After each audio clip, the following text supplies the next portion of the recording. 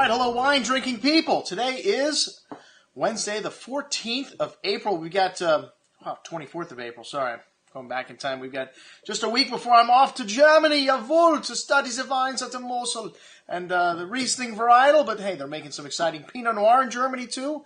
And, well, we got one of my favorite producers we're promoting today, Swanson Vineyards. I remember the first time I met Clark at Cafe Max. 1990, he was just starting to release his first wines. The 1988 Chardonnay was the very first wine released at Swanson Winery. Clark Swanson's family, well, he doesn't like to talk about the Swanson frozen food industry. Well, they sold that years ago. He was actually in the cable business here in Florida. Clark's one of the founding sponsors of the Naples Winter Wine Festival, and just an incredible guy. And I've known him for years and watched him progress in the wine industry. It's great to see that, well, the wines were very good to start. Andrei Chelichev was one of the guys convinced him to plant all this Merlot. You know, I always tell Clark, you know, he's kind of like the vintner with a crystal ball. You know, before the Merlot craze happened, he was into it with both feet, and one of the largest Merlot planted acreages in Napa at that time. Like I said, the great Andrei Chelichev advised him to do that. And then when he ditched his Chardonnay for Pinot Grigio, now one of the hottest categories, so,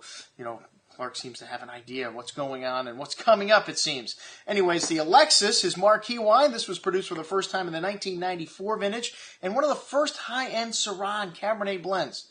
Well, unfortunately, I don't want to say that didn't work out because the wine was really successful. We were behind it from day one, but as of 2003, Chris Phelps came on the 2004 vintage and said, you know, enough of this Syrah stuff, Clark. You've got one of the greatest Cabernet Sauvignon vineyards in Napa Valley. You're not going to get the respect of these cult wines unless we make this a Cabernet Sauvignon. And bing, the 2004 vintage Cabernet Sauvignon. Today it's varietal label Cabernet Sauvignon, and from some of the prime vineyards in Napa Valley, the Cabernet vineyards right behind Opus 1 on the Oakville Crossroad.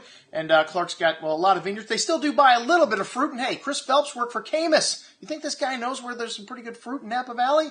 Well, they make quite a bit of wine. I think like 12,000 cases of Merlot. Well, just a few thousand cases of this Alexis, and it is all from Oakville, one of my favorite appellations. Hey, a lot of people are releasing 2010s. I think the 97 vintage is close to its peak in terms of drinkability, and this 97 appears to be one of the 2007 appears to be one of the great vintages, this decade at least for California. It's amazing how that happens every 10 years. And 97 also a great vintage, and like I said, our Phelps Insignia tasting the 97, my favorite wine there. At the Montelena tasting the year before that, my 97, my favorite wine there. So you can hold on to this wine for another 10 years, or it's starting to drink nicely today. It has a lovely, rich, decadent nose, dark chocolate, pencil lead, graphite, cassis, and black cherry fruit here. Notes of fresh earths and herbs. A lot of those chocolatey notes coming through there, though. Big and chewy on the tongue. One of the things I love about Oakville Cabs, though, they have some restraint. They have some real approachability. Some of the greatest Cabernets in Napa Valley made in Oakville. The Great Groth Reserve, the first 100-point wine ever. Screaming Eagle, the most expensive wine in all of Napa Valley.